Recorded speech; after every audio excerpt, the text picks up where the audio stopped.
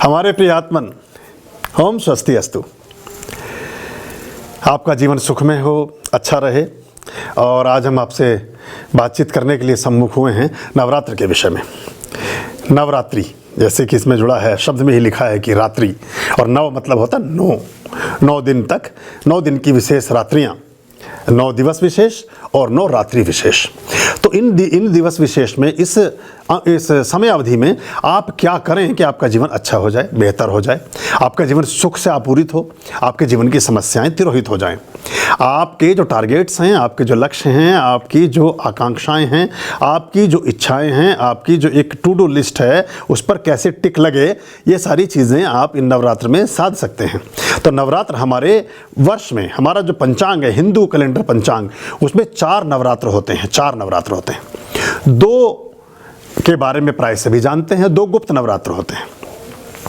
एक ही चैत्र प्रतिपदा से प्रारंभ होगा जो 13 अप्रैल 2021 से शुरू हो रहा है, और 21 अप्रैल 2021 को पूर्ण होगा श्री राम नवमी जन्मोत्सव के साथ, उस दिन पूरा होगा। एक नवरात्र आता है जो हम जिसको शारदीय नवरात्र बोलते हैं, जो हमारा आश्विन मास के शुक्ल पक्ष से प्रारंभ हो करके और विजयदशमी के मध्य में पड़ता है। ये 2 पर्व हमारे साथ साथ चलते हैं। तो इनमें देखिएगा, दोनों पर्वों में देखिए प्रारंभ में देवी की स्तुतियां हैं, लेकिन जहाँ समापन हो रहा है वहाँ एक जगह रामनवमी है और एक जगह विजयदशमी है। यानी दोनों पर्व भगवान विष्णु से भी जुड़े हैं किसी न किसी रूप में। माता की आराधना तो हम करेंगे, लेकिन साथ साथ विष्णु के परिष्कार के रूप में भगवान विष्णु के जो स्वरूप हैं उनको भी हम समझेंगे। इस पर हम बात करेंगे विस्तार से, कैसे इसको हम कर सकते हैं और कैसे इसको बेहतर बना सकते हैं। तो ये जो दिवस हैं ये हमारे 2 मुख्य नवरात्र के बारे में आप समझ गए। अब इसके साथ साथ 2 नवरात्र होते हैं जो गुप्त नवरात्र हैं, जो साधक प्राय जिनमें अपनी साधनाएं करते हैं, या जो वर्ष भर लोग आपकी सेवा करते हैं बहुत सारी विद्याओं के माध्यम से, उनको साधने के समय होते हैं, उनको साधने के वो अवसर होता है। वो नवरात्र को किस अवधि में आते हैं?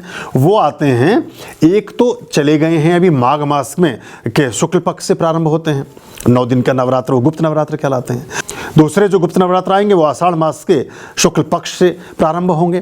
तो 2 गुप्त नवरात्र, 2 हमारे प्रकट नवरात्र। तो इस तरह के 4 नवरात्र होते हैं। ये काल अवधि ऐसी है, इसमें ग्रहों की, नक्षत्रों की और समय की और मुहूर्तों की कुछ इस तरह की समायोजना होती है कि जो आपके विशिष्ट उद्देश्यों की प्रतिपूर्ति में सहायक होती है, आपके मंतव्यों को पूर्ण करने में सफल सिद्ध होती है, आपकी बहुत सारी इच्छाओं को पूर्ण करने में सहायक सिद्ध होती है।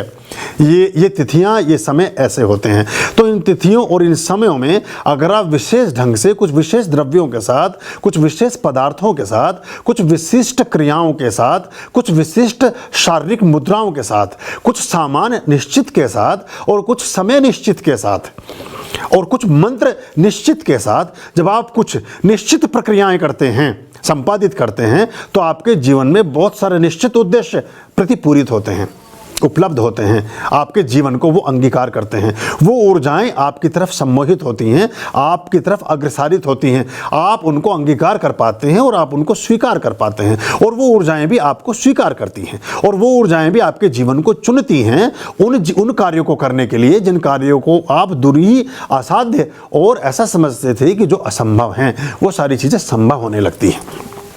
इसकी विधि को समझें, इसकी कीमिया को समझें, उसके पूरे मैकेनिज्म को अपने जीवन में अपनाने का प्रयास करें, और जो हमारे अंक इससे संबंधित होंगे, इस पूरी श्रृंखला से प्राय सभी को देखने की भी कोशिश करें।